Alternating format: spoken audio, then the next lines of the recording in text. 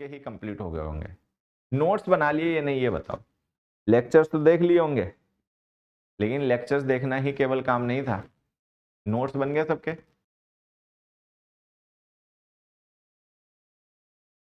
This land has been in the possession of my family for long में in the possession of subject complement कैसे हुआ? अभी बता देता हूँ बेटा, अभी बता देता हूँ। This land has been in the possession of my family, अभी बता देता हूँ। लिख लेते हैं क्वेश्चन आपका।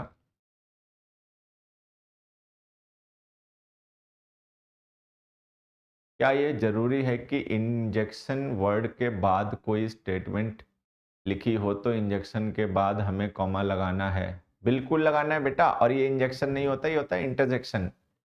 ठीक है, इंटरजेक्शन सेंटेंस का ग्रामेटिकल पार्ट नहीं होता है, इसीलिए हम इंटरजेक्शन और मेन स्टेटमेंट के बीच में कॉमा का यूज करते हैं। ठीक है,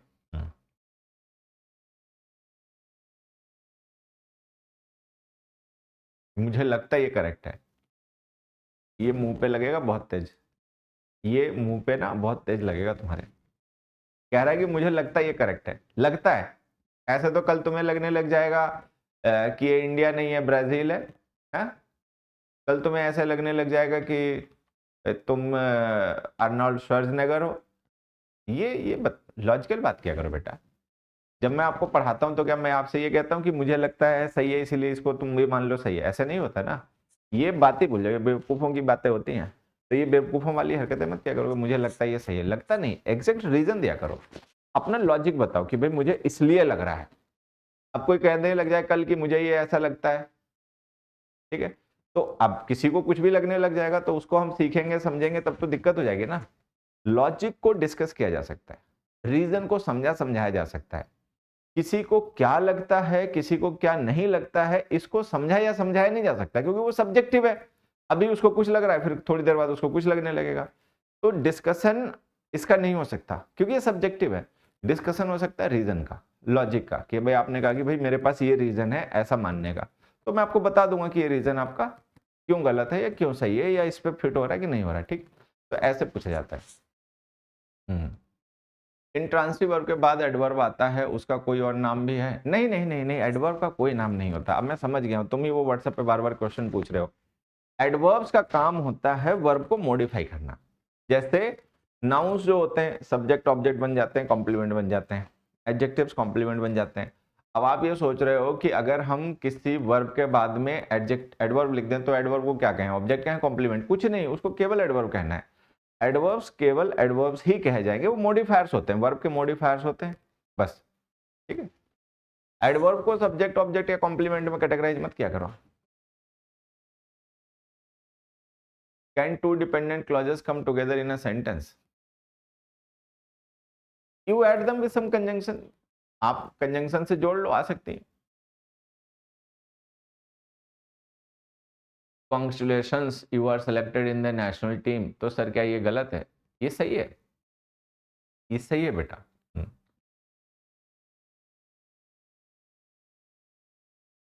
चलो, आपके देखो एक साथी हैं, इन्होंने एक क्वेश्चन पूछा, ये मैं आप लोगों को भी समझाता हूँ अगर आप में से भी किसी को ये कंफ्यूजन हो तो। अच्छा हाँ, हम नोट बनाने के फायदे डिस्कस कर रहे थे। चलो अभी बताता हूँ नोट्स बनाने के फायदे क्या होते हैं, एक एक क्वेश्चन डिस्कस कर लेते हैं। सभी लोग इस पे एक काम करें, ये जो सेंटेंस है इसके पार्ट्स आइडेंटिफाई करो। पार्ट्स आइडेंटिफाई करने का मतलब कि इस सेंटेंस में सब्जेक्ट क्या है, वर्ब क्या है, ऑब्जेक्ट क्या है, कॉम्प्लीमेंट क्या है, एडवर्ब क्या है, एडजेक्टिव क्या है, फ्रेज कौन सी है, क्लॉज कौन सी है, अगर है तो मतलब इस सेंटेंस को हमें इस तरीके से आइडेंटिफाई करना है। इसका हमें क्रिटिकल एनालिसिस करना है, ग्रामर के अकॉर्डिंग सिंटैक्टिकल एनालिसिस करना है। करो सभी लोग, आंसर बताओ सभी लोग। एक बच्चा आज ज्यादा जोश में है सीखने के, छोटे छोटे क्वेश्चन पूछा करो। इतना बड़ा पैराग्राफ लिख दोगे तो पैराग्राफ पढ़ना, पैराग्राफ समझाना मुश्किल होता है, छोटे छोटे क्वेश्चन पूछा करो। क्वेश्चन बताना एक कला होती है, क्वेश्चन पूछना भी एक कला होती है। ठीक है, कोशिश करनी चाहिए कम शब्दों में काम की बात पूछ ली जाए। ठीक, कम शब्दों में काम की बात बता दी जाए, हालांकि मुझे नहीं आता, मैं किसी भी बात बताने के लिए बहुत शब्द यूज कर लेता हूँ, लेकिन क्वेश्चन का आंसर बताना जैसे एक आर्ट होता है, कोई एक्सप्लेन नहीं कर पाता, ठीक है। आंसर बता सकता है लेकिन उसको एक्सप्लेन करना वो सबको वो आर्ट नहीं होती है। उसी तरीके से बहुत से लोगों को क्वेश्चन पूछने की कला भी नहीं आती है। क्वेश्चन पता है पूछना क्या है, बट कैसे पूछना ये नहीं पता, गड़बड़ कर लेते हैं उसमें। चलो देखो बच्चों, इस सेंटेंस पर जो देखो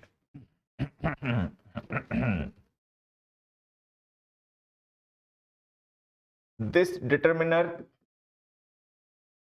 land noun has helping verb, been main verb, been को हेल्पिंग वर्ब मान लेना, इन प्रेपोजिशन, द प्रेपोजिशन, इस प्रेपोजिशन का ऑब्जेक्ट मतलब ये डिटरमिनर, ये noun,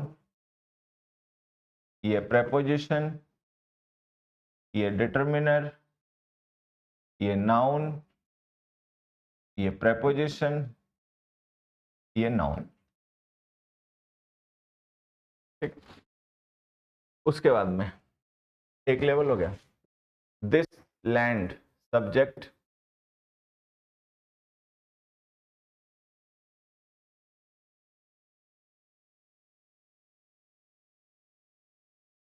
has been verb, in the possession prepositional phrase of my family, prepositional phrase for long, prepositional phrase, ठीक है। अब हमें पता है कि सेंटेंस में जो सब्जेक्ट है वो तो सब्जेक्ट है, जो वर्ब है सो वर्ब है, ठीक है। तो ये तो है सब्जेक्ट, डन। ये जो वर्ब हमने लिखी हैज बीन, तो बीन बी की फॉर्म है, और हमें पता है कि जो वर्ब बी होती है अगर हम इसे जब वर्ब यूज करें तो ये लिंकिंग वर्ब होती है। बी की कोई भी form is am are, was, were, been, being को अगर हम यूज करें एज वर्ब, क्योंकि इसकी फॉर्म्स हेल्पिंग वर्ब भी होती हैं, तो जब हेल्पिंग वर्ब होती हैं तब तो अलग बात है, लेकिन अगर हम इसकी फॉर्म्स को एज वर्ब यूज करें, ठीक है, तो ये लिंकिंग वर्ब्स होती हैं। कैसे वर्ब? लिंकिंग। तो ये जो हमने लिखा है हैज बीन, ये हमारी लिंकिंग वर्ब है।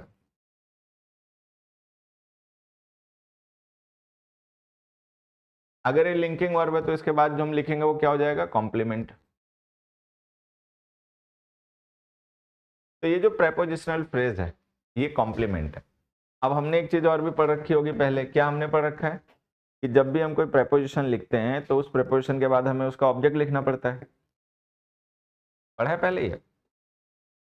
तो preposition plus object of the preposition मिलके जो फ्रेज बनते हैं, ये जो हमारी फ्रेज बन गई है यहाँ पर, ठीक है, ये फ्रेज एक मॉडिफायर होती है जो सेंटेंस में एडजेक्टिव का या एडवर्ब का काम करती है। ये सेंटेंस में या तो एडजेक्टिव का या एडवर्ब का काम करती है, ठीक है। तो ये जो हमने प्रेपोजिशनल फ्रेज यहाँ पे कॉम्प्लीमेंट बना के लिख रखी है, ये एडजेक्टिव हो गई। फिर हमने लिखा in the possession, what kind of possession, which possession, तो पोजेशन ऑफ माय फैमिली, तो of my family prepositional phrase possession noun को डिस्क्राइब कर रही है, तो ये भी एडजेक्टिव हो गई।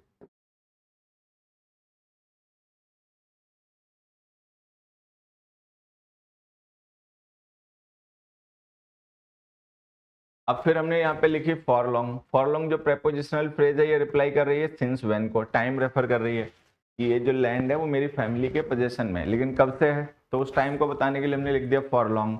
तो फॉर लॉन्ग जो प्रेपोजिशनल फ्रेज है टाइम को रेफर कर रही है, व्हेन का रिप्लाई है तो एडवर्ब हो गई। तो ये बच्चे हमारे सेंटेंस का एनालिसिस हो गया। चल अब इसमें किसी को कुछ पूछना है तो आप पूछ सकते हो। तो बच्चे का क्वेश्चन ये था कि इन द पोजीशन जो हमने प्रेपोजिशनल फ्रेज लिखी है ये कॉम्प्लीमेंट कैसे हो गई सेंटेंस में। देखो ना बच्चे, ये सब हमने पढ़ रखा है, तो अभी शुरुआत में ये चीजें आपको थोड़ा समझने में अपने आप दिक्कत होगी, लेकिन धीरे धीरे हमें कोशिश करनी है कि बातें हम अपने आप समझने लग जाएं। इनके लिए हमें किसी की मदद की जरूरत ना पड़े, हम अपने आप थोड़ा सोचना सीख पाए, ऐसा हमें प्रयास करना है। शुरू में नहीं सोचने लग जाओगे, लेकिन धीरे धीरे कोशिश करनी है। तो जो प्रेपोजिशनल फ्रेजेस होती हैं बच्चे, हैज, देखो देखो देखो मैं बता देता हूँ। हैज हेल्पिंग वर्ब है, बीन मेन वर्ब है, और ये मिलके हमारी बन गई वर्ब फ्रेज, लेकिन हम वर्ब फ्रेज को वर्ब ही कहते हैं। ठीक, चलो। तो ये धीरे धीरे बात हमें सीखनी है कि जब हम कोई preposition plus object structure use करते हैं तो वो स्ट्रक्चर एक प्रेपोजिशनल फ्रेज बनता है जो सेंटेंस में एडजेक्टिव एडवर्ब का काम करता है, बस खत्म। तो इन द पोजीशन एक प्रेपोजिशनल फ्रेज है जिसको हमने लिंकिंग वर्ब के बाद में एज ए कॉम्प्लीमेंट यूज कर रखा है, एडजेक्टिव हो गई, बस खत्म कहानी। इसलिए इसको कॉम्प्लीमेंट कह रहे हैं। एडजेक्टिव्स हो सकते हैं ना बेटा कॉम्प्लीमेंट। चलिए, वापस आते हैं। हम डिस्कस कर रहे थे importance of making notes, note बनाने की इंपॉर्टेंस क्या है, मतलब क्या बेनिफिट्स क्या है। पहला बेनिफिट, हैंड राइटिंग इंप्रूवमेंट।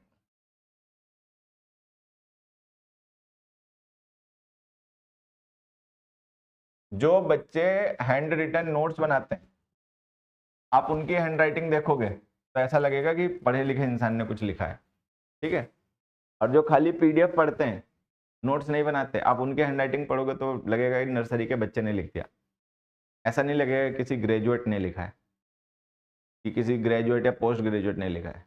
तो लगातार लिखते रहने से हमारी हैंड राइटिंग इम्प्रूवमेंट होती है, हमारी हैंड राइटिंग इम्प्रेसिव होती है, देखने वाले में इंप्रेशन अच्छा जाता है, पढ़ने वाले को इंप्रेशन अच्छा जाता है, उसको लगता है कि हाँ भाई किसी पढ़े लिखे पर्सन ने लिखा है, ठीक है।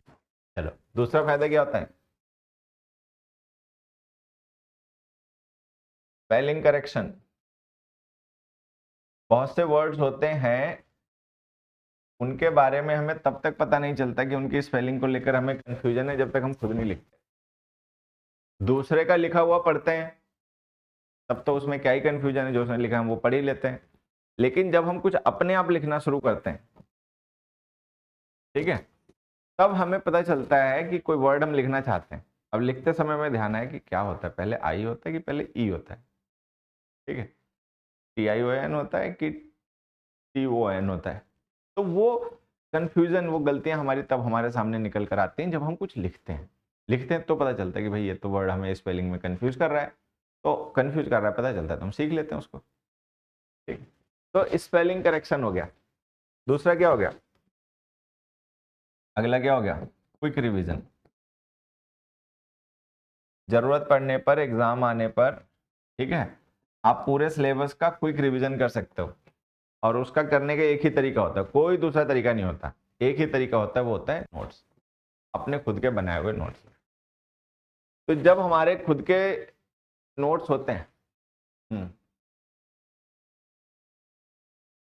तो हम उसको बढ़िया से वो बना पाते हैं, क्या नाम, उसका क्विक रिवीजन कर पाते हैं। और क्या फायदा होता है,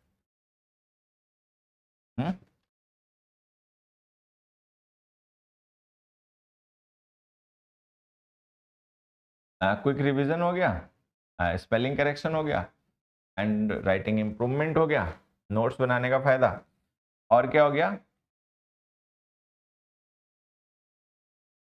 बेटर अंडरस्टैंडिंग।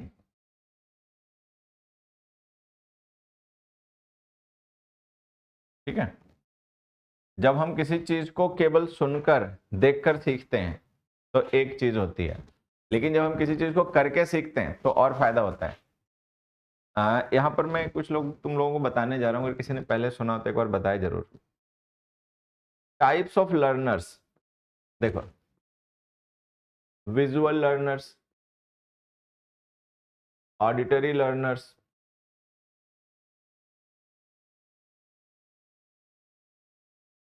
और एक होती है कैटेगरी काइनेस्थेटिक लर्नर्स, ठीक है। तो ये टाइप्स ऑफ लर्नर्स होते हैं तीन, और भी होते होंगे, मतलब मेन तीन तरीके के लर्नर्स होते हैं।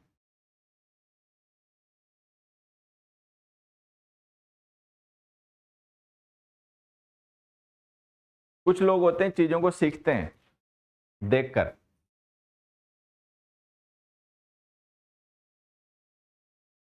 शॉर्ट नोट्स नहीं बनाने चाहिए, हाँ शॉर्ट नोट्स नहीं बनाने चाहिए, ठीक है।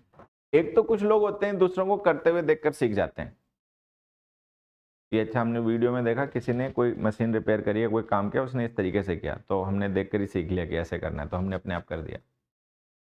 कुछ होते हैं सुन के सीख जाते हैं, रेडियो पे उन्होंने सुना कि भाई सूप बनाना है तो ये करें, ऐसे ऐसे करें, तो सुन के हमने सीख लिया। ठीक है, जैसे अभिमन्यु था महाभारत का कैरेक्टर, तो अभिमन्यु ने अपनी माँ के गर्भ में, ठीक है, था गर्भ में ही उसने चक्रव्यूह कैसे बनाया जाता है, कैसे भेदा जाता है, वो सुन लिया, तो उसने सुन के सीख लिया। ये दो तरीके के लर्नर्स हो गए। तीसरा हो गया काइनेस्थेटिक, करके सीखता है किसी चीज को, करके देखेगा तो वो सीखेगा।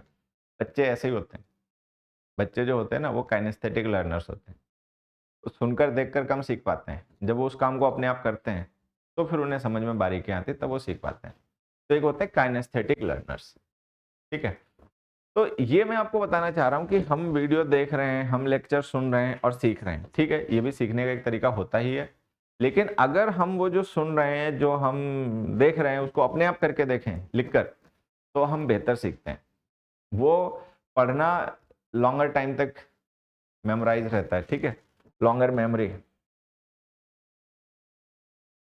लॉन्गर मेमोरी, लंबे समय तक चीजें हमें ध्यान रहती हैं जब हम नोट्स बना के पढ़ते हैं, तो ये फायदा होता है। और एक और सबसे बड़ा जो फायदा होता है, doubts and confusion, doubts and confusion removal. जो बच्चे नोट्स नहीं होते हैं, नहीं बनाते हैं, उनका क्या होता है, उनके डाउट्स कंफ्यूजन उनको कभी पता ही नहीं चलता है हमें क्या है, और कभी दूर भी नहीं होते। ठीक है, जब नोट्स बनाओगे ही नहीं तो पता ही नहीं चलेगा। नोट्स बनाओगे तो नोट्स बनाते समय ध्यान देना पड़ता है ना, भाई हम किसी की कोई बात सुन रहे हैं, हम कुछ देख रहे हैं, तो उस समय तो हमारा ध्यान दाएं बाएं भी हो सकता है। कहने वाला अपने कह रहा है, हमने अपना दिमाग घुमा लिया दूसरी तरफ, कहने वाला पढ़ाने वाला अपना पढ़ा रहा है, हम देख तो रहे हैं उसे लेकिन ध्यान चला गया कहीं इधर उधर दाएं बाएं। ऐसा होता है ना, लोग मूवी देखते देखते दिमाग में कैलकुलेशन करते रहते हैं, कल वहां जाऊंगा, ये करूंगा, वो करूंगा, ठीक है। तो लेकिन जब आप लिखते हो तब ऐसा नहीं हो सकता, लिखते समय आपका ध्यान उधर उधर चला गया तो आप लिख ही नहीं पाओगे, कोऑर्डिनेशन गड़बड़ हो जाएगा ना। ठीक है, लिखते लिखते ऐसा नहीं हो सकता कि आप कुछ लिख रहे हो, आप मान लो कोई ऐसे लिख रहे हो और आपके दिमाग में कुछ और चल रहा हो, ऐसा संभव नहीं है। ऐसा संभव है आप मूवी देख रहे हो लेकिन आपके दिमाग में मूवी नहीं, कुछ और चल रहा है।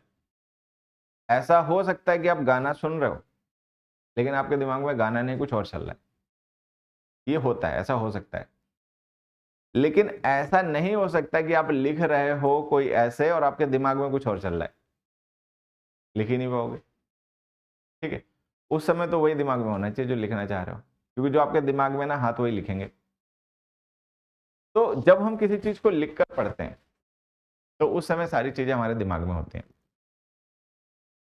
सब दिमाग में होती है, हर एक चीज, पूरा फोकस होता है, कंसंट्रेशन होता है।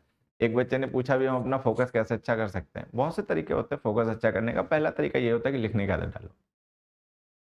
तो जब हम लिखते हैं तो उस समय हमारा पूरा ध्यान उस बात पर होता है जो हम लिख रहे हैं, पूरा फोकस, पूरा कंसंट्रेशन उस पर होता है। तो फिर हमें उसमें अगर कोई चीज ऐसी है जो गड़बड़ लग रही है, कोई चीज ऐसी जो हमें समझ में नहीं आ रही, मतलब कोई डाउट या कंफ्यूजन है उसमें, तो हमें पता चल जाता है कि भाई ये बात तो हमें कुछ समझ में नहीं आ रही, ये बात तो कुछ गड़बड़ लग रही है। तो हम उसको अपना हाईलाइट कर लेते हैं, अंडरलाइन कर लेते हैं, अलग कहीं लिख लेते हैं, फिर उसका अपना क्लैरिटी करते हैं, ढूंढते हैं कि भाई ये क्या है, हमें नहीं समझ में आ रहा है, हमारे साथ कोई समस्या है, ये जो लिखा है ये गड़बड़ लिखा हुआ है, किसी के साथ कोई समस्या है, फिर हम उसका करेक्शन भी करते हैं। तो इस तरीके से हम सीख जाते हैं। तो कुल मिला के नोट्स बनाने के बहुत फायदे होते हैं, नोट्स सबको बनाने चाहिए। तो जो आप पढ़ते हो उसके नोट्स बनाए ही बनाए। ऐसा आप भी कर सकते हो, बिल्कुल कर सकते हो। देखो देखो, ऐसा कोई बात नहीं, जैसे ये सेंटेंस, ये चीजें मैंने आपको बताई, ठीक है, आप बिल्कुल ऐसा कर सकते हो बच्चे, ठीक है। लेकिन स्टूडेंट्स के साथ में थोड़ी सी समस्या हो जाती है। क्या हो जाती है मैं आपको बताऊं, कि टीचर्स के पास एक फायदा होता है। टीचर्स के साथ में क्या फायदा होता है, कि जो टीचर्स होते हैं उनको केवल एक सब्जेक्ट डील करना होता है ऐसा कि नहीं होता है? अच्छा, जो बच्चे अपना कोई एग्जाम वगैरह की तैयारी कर रहे हैं, चाहे जो एकेडमिक के एग्जाम्स होते हैं स्कूल के, चाहे कंपटीशन के एग्जाम होते हैं, जो बच्चे उसकी तैयारी कर रहे हैं, तो उनको तो बहुत से सब्जेक्ट पढ़ने होते हैं, ठीक। उनको इंग्लिश भी सीखनी है, उनको मैथ्स भी सीखनी है, ठीक, उनको रीजनिंग भी सीखनी है, उनको जीएस भी सीखनी है। जीएस में फिर उतना बड़ा सिलेबस होता है, हिस्ट्री है, ज्योग्राफी है, इकोनॉमिक्स है, जनरल साइंस है, पॉलिटिक्स है, ठीक है, सिनेमा है, आर्ट्स है, प्राइजेज हैं, रिवर्स हैं, वो दुनिया भर की चीज़ें होती हैं। तो एक तो इसलिए वो किसी सब्जेक्ट पे उतना ज़्यादा ध्यान जितना टीचर दे लेता नहीं दे सकते, एक चीज़। दूसरी चीज़, जब आप किसी टीचर से पढ़ रहे हो तो इसका सीधा सा मतलब ये होता है कि वो पर्सन आपसे पहले से उस सब्जेक्ट को डील कर रहा है। आपने जब इंग्लिश सीखनी शुरू की होगी, हो सकता है तब मैंने पढ़ाना शुरू कर दिया हो, या उससे पहले पढ़ाना शुरू कर दिया हो। तो आज जब आप मुझसे पढ़ रहे हो तो जो मैं पढ़ा रहा हूँ उसमें मेरा 200 साल का एक्सपीरियंस है, तो मैं आपसे उतना आगे हूँ, ठीक। मैंने बहुत सिचुएशंस देखी हैं, चीज़ों को देखने के मेरे पास बहुत नज़रिए हैं, ठीक, समझने समझाने के बहुत से तरीके हैं। तो वो जो 10 ऑफ ईयर्स का जो एक्सपीरियंस है वो एक डिफरेंस हमेशा रहता है। खास करके अगर टीचर कोई मेरे जैसा हो, जो खुद को एक लर्नर मानता हो, जो हमेशा लर्निंग मोड में रहता हो पढ़ाते समय भी। मैं आपको एक चीज़ बताता हूँ आज अपनी, ऑफलाइन पढ़ने वाले सारे बच्चे बात जानते हैं। क्योंकि मैं हमेशा क्लास में कहता रहता हूँ कि जैसे मैं क्लास पढ़ाने आया, मैंने क्लास में कुछ पढ़ाया और मैं चला गया, बच्चे भी चले गए। तो ऐसा हो सकता है कि कोई बच्चा कुछ बिना सीखे चला गया, क्लास में आया हो, बैठा हो, लेकिन कुछ सीखा बगैर ही चला गया हो, ध्यान ही ना दिया हो, अपना कोई इधर उधर रहा हो, ठीक है। लेकिन मैं कभी किसी क्लास से बिना सीखे नहीं जाता, मैं कभी किसी क्लास से बिना सीखे नहीं जाता। आई am a learner and I am always in learning mode, मैं हमेशा लर्निंग मोड में रहता हूँ, ठीक है। कहने के लिए मैं पढ़ाता हूँ दूसरों को तो लोग टीचर कह देते हैं, मैं टीचर हूँ, ठीक है, ये सब बातें, but to myself I am a learner only. अपने लिए मैं केवल लर्नर हूँ। तो एक ऐसा पर्सन जो खुद को लर्नर मानता है और जो हमेशा लर्निंग मोड में रहता है, वो आपसे हमेशा आगे रहेगा। एक तो उसके पास पहले ही 200 साल का ज़्यादा एक्सपीरियंस है, दूसरा वो अभी भी सीखना बंद नहीं कर रहा, अभी भी सीखता है और लगातार सीखता है, तो वो आपसे आगे रहेगा, ठीक है। तो बच्चे ने क्वेश्चन ही पूछा था क्या हम इस तरीके की अंडरस्टैंडिंग डेवलप कर सकते हैं, तो ऑब्वियस ही बात है आप बिल्कुल कर सकते हो, ठीक है। But it takes time, it takes devotion, it takes dedication, which is a bit hard for such students as have to deal with multiple subjects at a time, because you have to deal with maths, you have to deal with GS and GK, you have to deal with reasoning as well, okay, you have to deal with English. So you cannot have that much devotion or dedication as I have for this subject, because I have to deal with this subject only. I have to learn English, I have to teach English, and I don't have to deal with math, science, GK, फलाना ढिमकाना। तो ये difference एक हमेशा रहता है। आपने YouTube पर compound noun पढ़ाया था, उसमें हाइपोटेन्यूस किया था, how we know that hype यहाँ यूज होगा या नहीं। हाइफन, हाइफन की बात कर रहे हो, अच्छा। हाइफन जो है वो पंक्चुएशन का यूज है, इंग्लिश में वो कंपोजिशन सेक्शन होता है, वो उसका पार्ट होता है। डिस्कस कर लेंगे, नाउन पढ़ रहे होंगे उस समय मैं आपको समझा दूंगा, उस समय बात पूछ लेना। जिस समय हम नाउन्स का डिस्कशन कर रहे होंगे ना, नाउन चैप्टर चल रहा होगा, उस समय बात आप मुझसे पूछ लेना, ठीक है, या मैं ही ध्यान रखूंगा, बता दूंगा, ठीक है।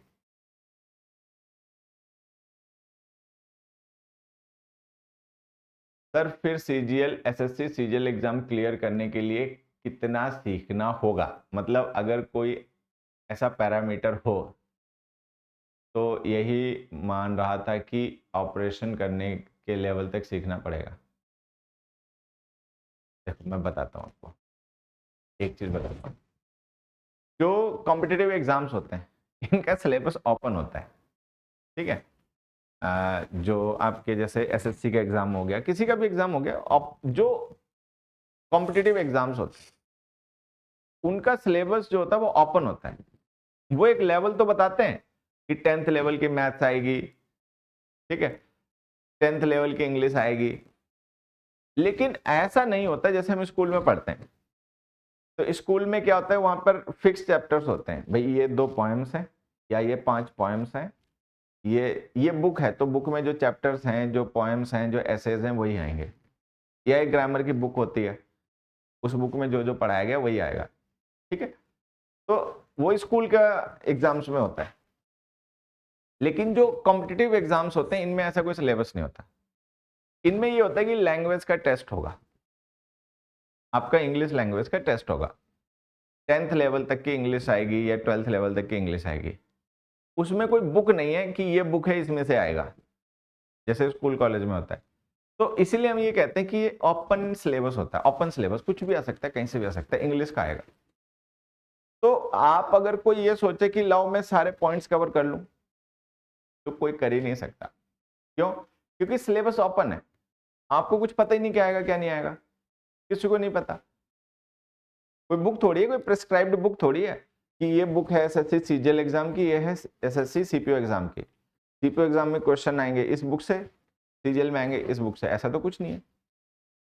तो आपको क्या करना पड़ता है, एक रैंडम एक आइडिया लेना पड़ता है कि हाँ भाई प्रीवियस ईयर पेपर्स में इस तरीके के क्वेश्चंस, इस लेवल के क्वेश्चंस आए। फिर आप उन क्वेश्चंस को देखते हो कि ये किन चैप्टर से बेस्ड हैं क्वेश्चंस, मतलब ये चैप्टर्स कौन से हैं जिनसे ये क्वेश्चंस आ रहे हैं। तो फिर आप उन चैप्टर्स को एक सिलेबस बना के पढ़ाते हो बच्चों को, ठीक है। और जो प्रीवियस ईयर पेपर्स में क्वेश्चंस आए हैं पिछले 5 सालों में, 10 सालों में, ठीक, वो जिस तरीके के कॉन्सेप्ट पे बेस्ड आए हैं, उस तरीके के कॉन्सेप्ट्स को, उनसे मिलते जुलते कॉन्सेप्ट्स को आप बच्चों को पढ़ाते सिखाते बताते हो।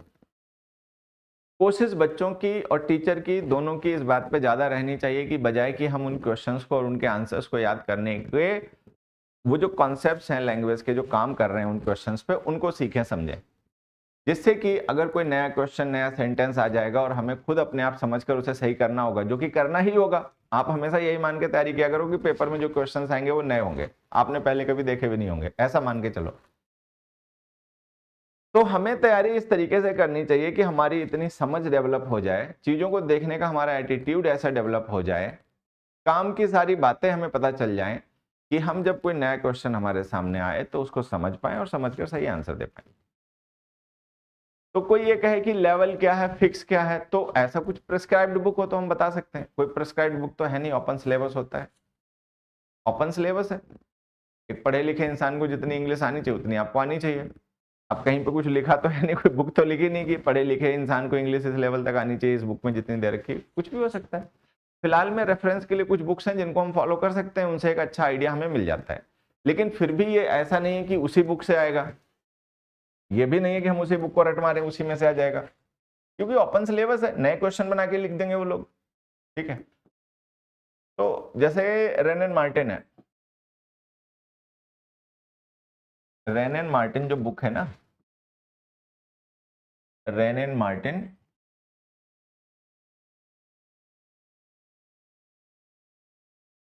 High school English grammar,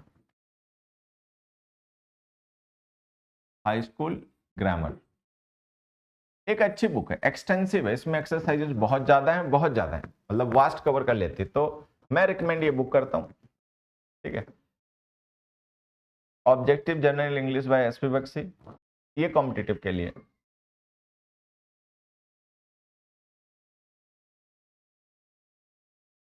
objective general English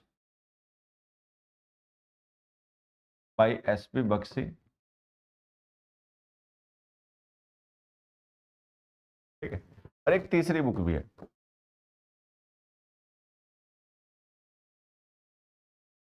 English is easy bye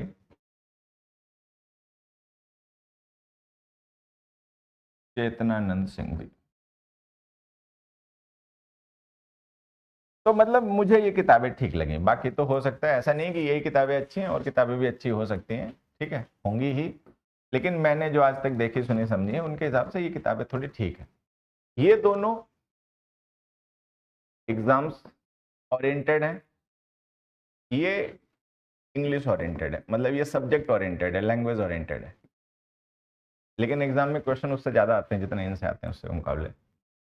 तो मेरे से अगर पूछोगे तो मैं यही कहूंगा। बाकी जो एकेडमिक बुक्स होती हैं क्लास 7 क्लास 8 की, जो मैं हमेशा कहता रहता हूँ वो है। बाकी जैसा कि मैं हमेशा बताता ही रहता हूँ English reader books for class 7 and 8। Class 7 और क्लास 8 के लिए जो इंग्लिश रीडर बुक्स होती हैं, एक तो ग्रामर बुक होती है, एक रीडर बुक होती है। जो रीडर की बुक होती है वो भी अच्छी है। अब आपको समझ में आए तो देख लो, नहीं समझ में आए तो कोई बात नहीं है, बट मेरे हिसाब से ये अच्छी चीज़ें होती हैं, इनसे हमें पढ़ाई करनी चाहिए। हाँ, ऐसे ही नोट्स बनाते हुए यही अच्छा है। नोट्स जितने डिटेल्ड बनाओगे, देखो जैसे हम पढ़ रहे होते हैं तो उस समय हम बहुत सी बातें बोलते हैं, जैसे मैं पढ़ा रहा होता हूँ तो उस समय काफ़ी चीज़ें मैं बोलता हूँ, लिखता नहीं हूँ, ठीक है। लेकिन वो जो बातें लिखी गई हैं वो तो इंपॉर्टेंट है ही है, जो बातें बोली गई हैं वो भी इंपॉर्टेंट होती हैं। तो नोट्स बनाते समय कोई ऐसी बात जो आपको लगे कि सर ने लिखी तो नहीं है लेकिन बोली है, तो लाओ लिख लेते हैं, तो उसको लिख लेना चाहिए। नोट्स तो हमेशा डिटेल्ड ही होने चाहिए, शॉर्ट वाले नहीं होने चाहिए। रफ नोट्स शॉर्ट में बना लिए जाते हैं, लेकिन जब फेयर बनाते हैं तो डिटेल में लिखते हैं। फेयर नोट्स हमेशा डिटेल्ड ही होने चाहिए। How can we understand vocabulary? अरे मत चिंता करो, मैं करवा दूंगा वोकेब, बस ठीक है। तुम खाली 7th 8th की रीडर बुक्स पढ़ो इंग्लिश की, बाकी तुम सब कुछ छोड़ दो, कुछ मत करो। तुम बस ये काम कर लो, ये नहीं करोगे तो तुम गद्दारी करोगे अपने साथ।